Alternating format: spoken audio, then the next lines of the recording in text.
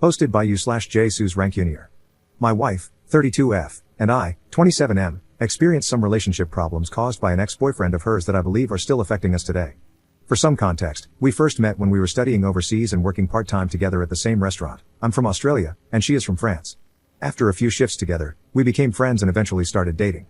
I was 19, and she was 24 at the time. We dated for a little over 3 years before moving back to my home country, and 2 years after moving, we decided to get married. The problem started when my wife and I had just gotten engaged. We decided to do the obligatory social media announcement posts informing everyone about our exciting news. It was about a week later when I received a message request from an Instagram account I didn't recognize. I saw that my wife and the person followed each other, so I thought it was one of her old school friends or something and decided to accept the request. By then, I had gotten over 100 messages from my wife's friends and family I'd never met, congratulating us, so I expected this message request to be more of the same. Instead of a congratulatory message and an introduction as to who they were, I was sent a bunch of screenshots of messenger chats that were in French and a message that followed, saying that I should read these conversations to know how my fiancé is. I felt something was a bit off, but still believing this person was a family member or friend of my wife whose English wasn't very good, I decided to translate the screenshots to be able to respond to them. Naively, I translated them, thinking they'd just be some cute messages, only to read conversations between two people.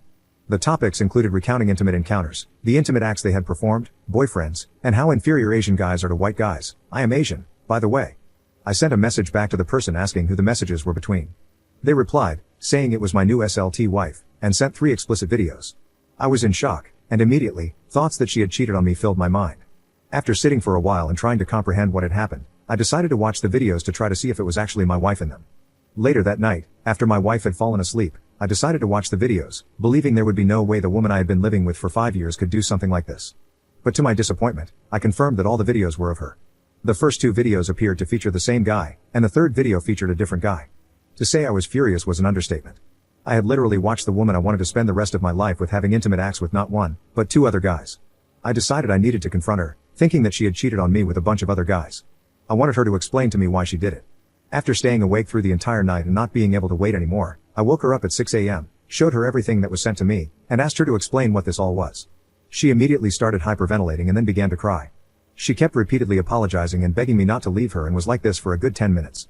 After managing to calm her down, she explained that she never cheated on me, that these videos were taken before we had met, and that she didn't even know they existed. She also tried reassuring me that the messages were between her and her best friend and that they would share everything about their lives with each other. She said the things they talked about were from so long ago that it felt like a different person had written the messages. She kept repeating that the things she said in those messages made her feel deep shame and regret. It was so embarrassing to her that she ever acted and spoke like that. To try to prove she wasn't cheating, she showed me the chat history between her and her best friend and found the exact same sections of the conversations and the messages between them. They were from long before we had met. She also explained to me that the guy who sent me the message on Instagram was her first boyfriend from high school in France. Apparently, he was very emotionally and mentally manipulative during the time they were together. To get any sort of affection or praise from him, she would do what he wanted and let him do whatever he wanted to her. She said she didn't understand how he was able to get the screenshots or the videos that he hadn't even taken. We eventually came to the conclusion that he had hacked into her account somehow. She said the 2 guys in the videos were short-term Korean boyfriends from when she first moved overseas. To say I was relieved was an understatement, but I still felt disgusted when I looked at my wife. Over the next few months, I tried pretending that everything was okay, but I couldn't get over what I had seen. She was a completely different woman in my eyes. I know body count shouldn't matter, but reading the messages about how many guys she'd slept with really bugged the crap out of me. We had told each other our body counts in the past, and I wasn't bothered by it at all. She literally could have told me any number, and I think I would have been fine with it as long as it was the truth. But now that I know, not only did she lie about the number of men she'd been with, but the fact that half of those men were guys I knew quite well and considered friends destroyed me. I eventually told her how I felt when she blew up at me one day for not wanting to have bedroom intimacy with her. She started crying again and asked if we should cancel the wedding. I said we should consider it but not act on anything yet, hoping the way I was feeling was just a phase and that I would eventually get over it. The last thing I wanted was for my friends and family to ask why we weren't getting married anymore and for me to have to explain the things that had happened. We agreed to go to couples counseling together with the goal of fixing our relationship and getting married on the date we had set before that happened. We found couples counseling to be very helpful, and one of the best things we both liked about our sessions was that we were able to verbally express what we were feeling and literally have it translated perfectly into a cohesive explanation by our counselor. After 10 sessions, we had been given a list of strategies to use together to mend our relationship, and I had been referred to a psychologist for some private sessions that were super beneficial. At this stage, everything was almost back to how it was before I was sent the messages, but I honestly never quite felt the same or trusted my wife again the way I used to. We did end up going through with the wedding, believing that my wife's past shouldn't affect my feelings toward her and that if we did end up breaking up, it would effectively mean her ex succeeded in his objective and got what he wanted. About a year after our wedding, my wife planned a trip to France to visit family and friends. I was originally meant to go with her but couldn't as I had just been given a promotion and had only been in the position about a month. While she was on her trip, I got another message on Instagram from her ex, saying, "She only likes me," followed by another explicit video of her. After watching for a few seconds, I just assumed it was another old video and blocked him. I planned to show my wife what he had sent but ended up totally forgetting about the whole thing. Fast forward to today. We have been married for almost 2 years now and have a baby on the way. During one of her obstetrician appointments that I attended with her, there was talk of her possible due dates and around what day she would have conceived. While sitting there and listening, I was doing the math in my head and realized something wasn't adding up. The period she would have had to conceive was when she was back in France visiting her family. I stayed quiet and convinced myself that I obviously wasn't calculating correctly because I've always been bad at math. But I remembered what her ex had sent me and had a gut feeling that something was very wrong. Eventually, my insecurities got the better of me, and I ended up watching the video he sent, trying to find any clues about when it was taken. Unfortunately, I concluded that the video must have been taken at some point when we were together, as I could see a distinct scar that she had given herself by waxing when we were on our honeymoon. After thinking about this for a while, I've decided not to confront her with what I know. I'm not going to ask friends or family for support. I'm not going to go to counseling. The fewer people that know, the better. I don't think I can live with the shame of people knowing that my wife is giving birth to another man's child. I'm going to wait for the baby to be born to see if it is mine before I make any final decisions. Thank you, everyone, who read everything I had to say. I really needed to get this out, and not being able to tell anyone what I was going through was driving me insane. Edit. I've had a few comments questioning the timeline. Our wedding was in September 2022. Her trip to France was in mid-December 2023, and she was there for about 5 weeks. The due date for the baby is in late September 2024. Update 1 month later. First of all, I would like to thank everyone who commented with advice, as well as those who criticized my thoughts and actions. Reading multiple perspectives about my situation helped open my narrow view and, I think, gave me a more balanced perspective. I'm not sure how I should write this update since there's so much information that was dropped on me, and I'm not sure how to put it into words. It honestly feels like my life was pulled out from under me, and I don't know how to comprehend it all at the moment. A lot of people criticized me for not telling my wife about the latest video, and many of you also suggested that I check the EXIF data to see what date the video was created. Following everyone's advice, I did both. First, I checked the metadata to see the creation date, which showed it was taken on January 1, 2024, at 1:18 a.m. It was sent to me on January 6, 2024. I kept in mind that people were saying metadata can easily be edited, so I didn't take the new information too seriously, even though it appeared to be a relatively recent video. After seeing the metadata, I sat her down on the couch to tell her about the video. I went into the conversation fully prepared with a list of things to say, which I had made with my therapist. I made sure not to make accusations or let anything I said sound like an accusation and was 100% prepared for her to blow up at me for not telling her about it sooner. My therapist gave me a guide on how I should deliver the information and how I should attempt to give her back control of the situation, by offering to show her the video, letting her watch it on her own, and deleting it in front of her when she was ready. I started by saying that I had received another explicit video from her ex and when I received it. Then I explained why I didn't tell her immediately after receiving it or after she got back from her trip. After giving my explanation, I asked her if she wanted to see the video, and she said yes. So I gave her my phone, and she pretty much immediately started the video as soon as I handed it over, which didn't give me a chance to get up and leave the room to let her watch it on her own. As soon as I heard the audio from the video, I immediately stood up and was turning to walk to a different room when she grabbed my pant leg and started profusely apologizing.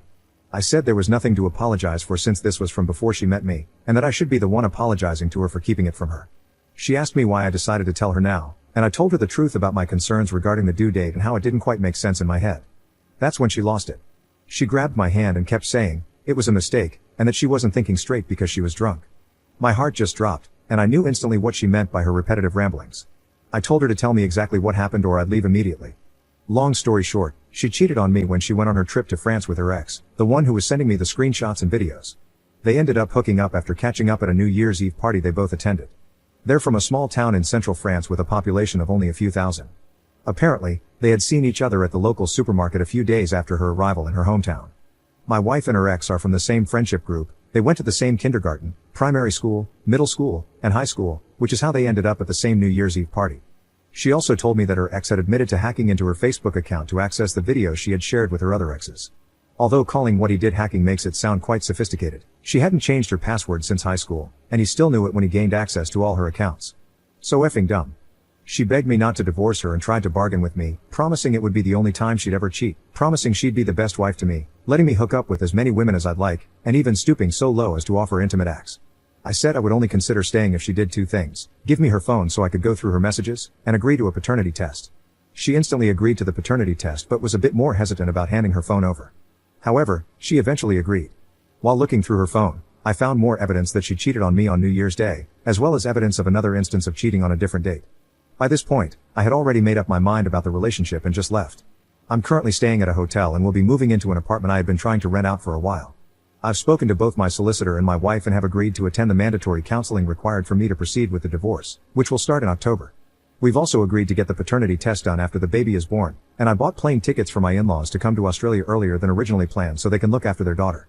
Second update 3 months later.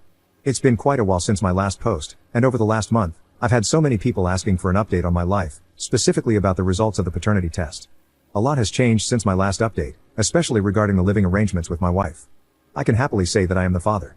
I was with my wife in the hospital birthing suite when my son was born and stayed with her for the 5 days in the maternity ward.